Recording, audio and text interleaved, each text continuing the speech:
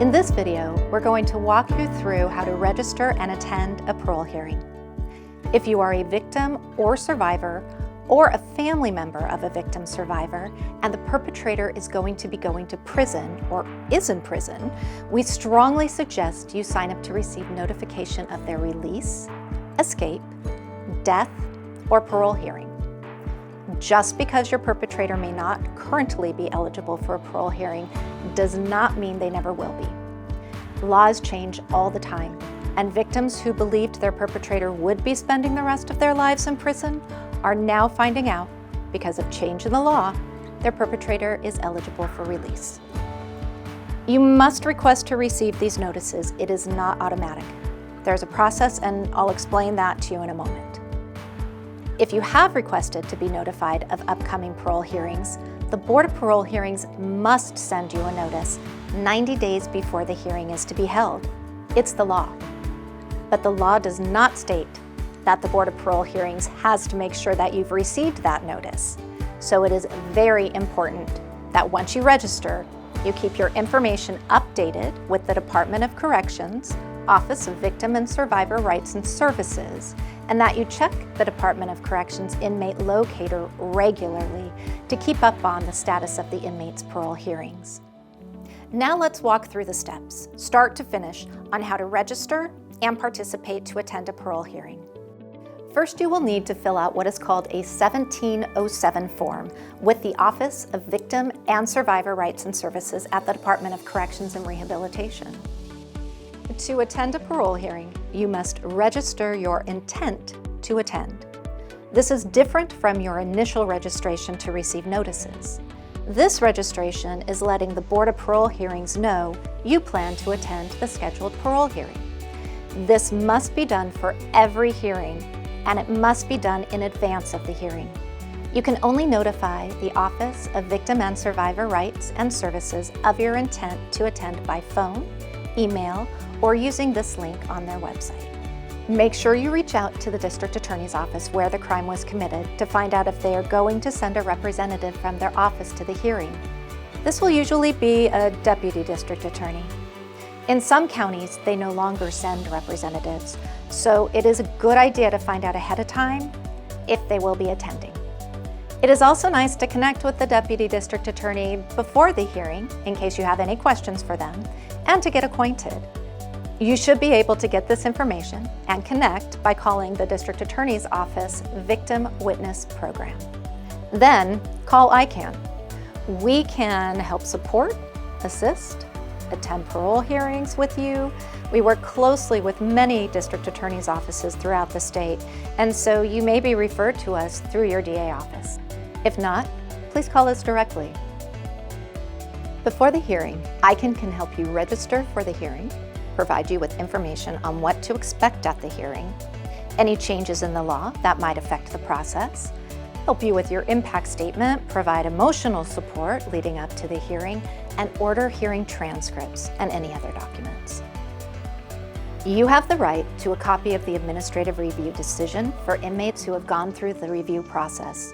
You also have a right to a copy of the petition application and decision for any petition to advance that the inmate may have filed with the parole board asking for an earlier hearing. Since most hearings are being held virtually, the day before the hearing, make sure that you have received the computer link and phone number to participate in the hearing. Connect with your support people and any representatives attending to make sure everyone has the info they need to participate.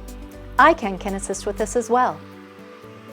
The day of the hearing, make sure you log on at least 15 minutes before the hearing is supposed to start. There always seems to be someone who ends up having some technical difficulty. Even the commissioners have had computer problems when logging on. So you want to leave enough time to address it if that happens. Be prepared. Parole hearings sometimes start late. Once the hearing starts, it could take a couple to several hours for the commissioners to speak with the inmate and make their assessment. As victims, survivors, and family members of victim survivors, during this time, you simply listen. You are not allowed to ask questions or say anything until the very end of the hearing when it is your turn to speak. The hearing will begin with everyone introducing themselves. Then the commissioners will go over the inmate's legal rights with them. Then the commissioners and the inmate will have a conversation. Once they are done, the DA may ask the commissioners some questions to help clarify something the inmate has said. And then the inmate's attorney might ask some questions as well. Finally, everyone gives closing statements, starting with the district attorney and ending with the inmate. After the inmate gives their statement, then it's your turn. Victims, survivors, and their family and representatives may speak. Victims must speak to the commissioners and not directly to the inmate. Once victim statements are over, then commissioners will take a break and make their decision. When they come back from the break, they will let everyone know the outcome. There is no additional discussion after they have read their decision. If the outcome of a hearing is a denial, it could be for 3, 5, 7, 10, or 15 years. Not many denials are for 7, 10, or 15 years.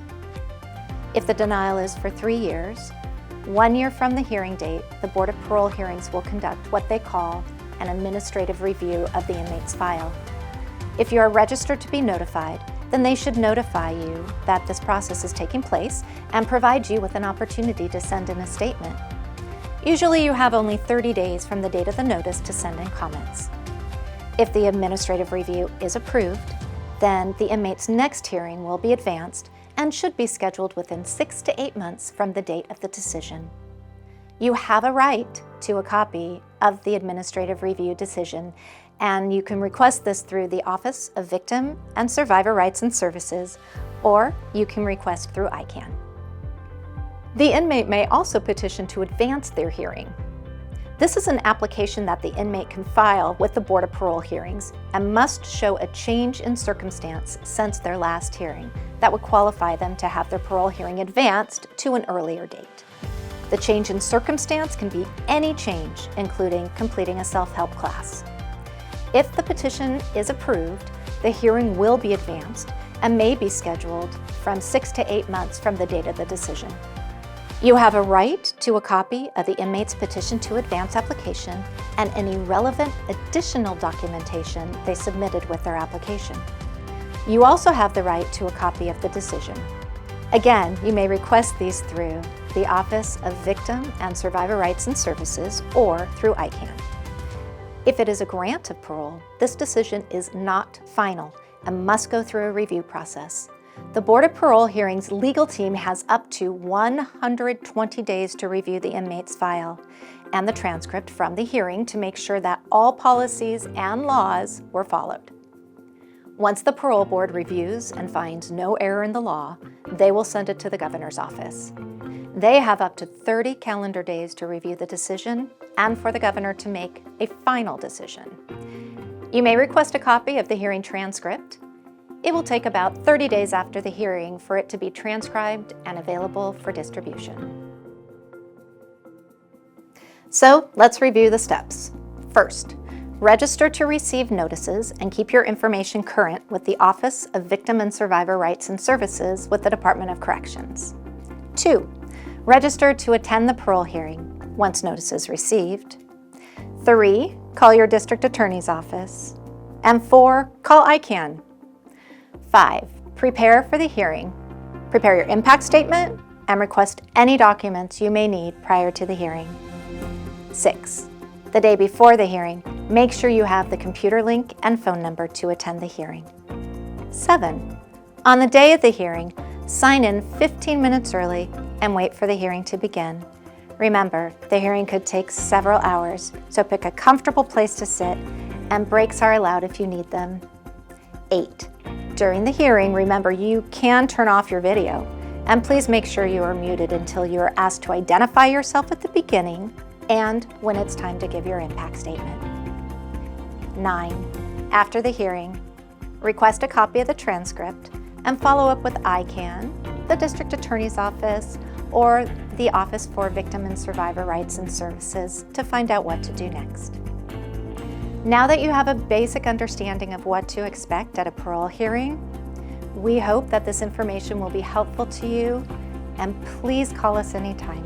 We're here to help.